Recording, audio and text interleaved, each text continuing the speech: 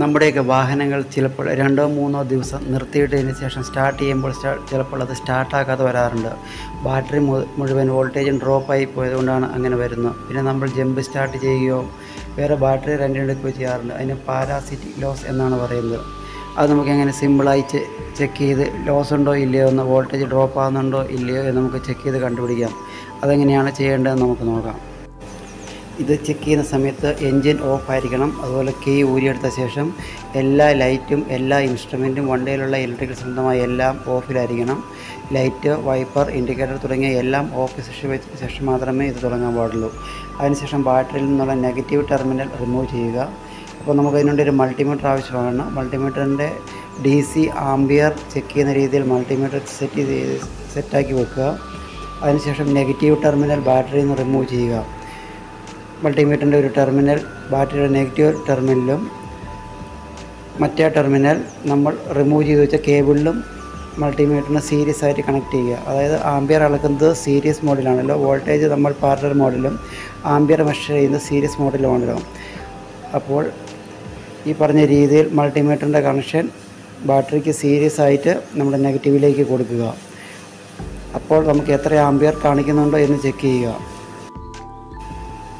അങ്ങനെ കണക്ട് ചെയ്യുമ്പോൾ മൾട്ടിമീറ്റർ കാണിക്കുന്ന ആംബിയർ 50 മില്ലി ആംബിയർ കുറവാണെങ്കിൽ അത് നമുക്ക് ഒഴിവാക്കാവുന്നതാണ്. അത് വലിയ ലീക്കായിട്ട് ഒരു കണക്കാക്കേണ്ട കാര്യമില്ല. അതിൽ കൂടുതൽ ലീക്ക് കാണിക്കുന്നുണ്ട് എങ്കിൽ അതിന് സർക്യൂട്ടിൽ എവിടെയോ ലീക്ക് ഉണ്ട് എന്ന് നമ്മൾ മനസ്സിലാക്കിയും അത് നമ്മൾ കണ്ടുപിടിക്കേണ്ട ആവശ്യമാണ്. ഇനി ആ ലീക്ക് എന്തെങ്കിലും കാരണം വെച്ചാൽ 50 മില്ലി ആംബിയർ കൂടുതൽ ഒരു കറണ്ടാണ് മൾട്ടിമീറ്ററിൽ അപ്പോൾ കാണിക്കുന്നതെങ്കിൽ അതിൻ്റെ ലീക്ക് എങ്ങനെയാണ് നമുക്ക് കണ്ടുപിടിക്കേണ്ടത് എന്ന് നമുക്ക് നോക്കാം.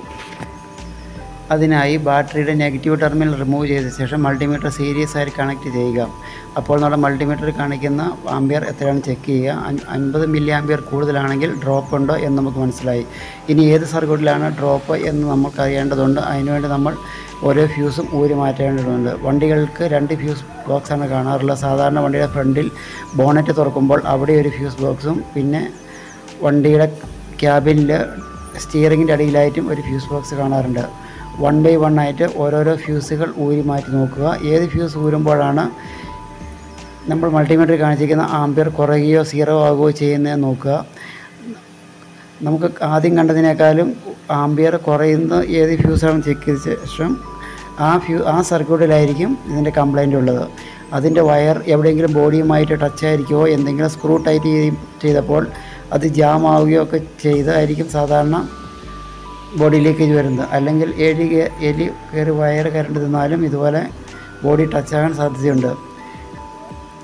1 ബൈ 1 ആയിട്ട് ഓരോ ഫ്യൂസും റിലേകളും ഊരി നോക്കി മാറ്റുക. ഏത് ഊരി കഴിയുമ്പോഴാണ് ഇതിൻ്റെ ആംബിയർ സീറോ വരുന്നതെന്ന് ചെക്ക് ചെയ്യുക.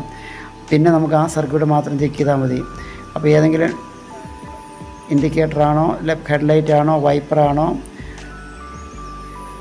ഡോറിൻ്റെ വിൻഡോ അപ്പ് ആൻഡ് ഡൗൺ ചെയ്യുന്ന മോട്ടറാണോ, ഏത് ഭാഗത്താണ് ലീക്ക് എന്നുള്ളത് നമുക്ക് ഈ ഫ്യൂസ് ഊരി കഴിയുമ്പോൾ മനസ്സിലാകും. അത് ഫൈൻഡ് ഔട്ട് ചെയ്തതിന് ശേഷം ഏത് ഫ്യൂസാണ് ഊരുമ്പോഴാണോ ആംബിയർ കുറയുന്നത് അപ്പോൾ അതിൻ്റെ കവറിൻ്റെ അകത്ത് ഓരോ സർക്യൂട്ടിലേക്കുമുള്ള ഏത് സർക്യൂട്ടാണ് അത് മെൻഷൻ ചെയ്തിട്ടുണ്ടാകും. അപ്പോൾ നമുക്ക് എളുപ്പത്തിൽ ആ സർക്യൂട്ട് കണ്ടുപിടിക്കാനും ആ റൂട്ട് ചെക്ക് ചെയ്ത് പ്രോബ്ലം കണ്ടുപിടിക്കാനും എളുപ്പമുണ്ട്. ഇപ്പോൾ ഇതിന് 6 ആംബിയർ ലീക്കുണ്ട്. ഇതിൻ്റെ ലീക്ക് നമുക്ക് കണ്ടുപിടിച്ച് റെക്ടിഫൈ ചെയ്തെടുക്കാം.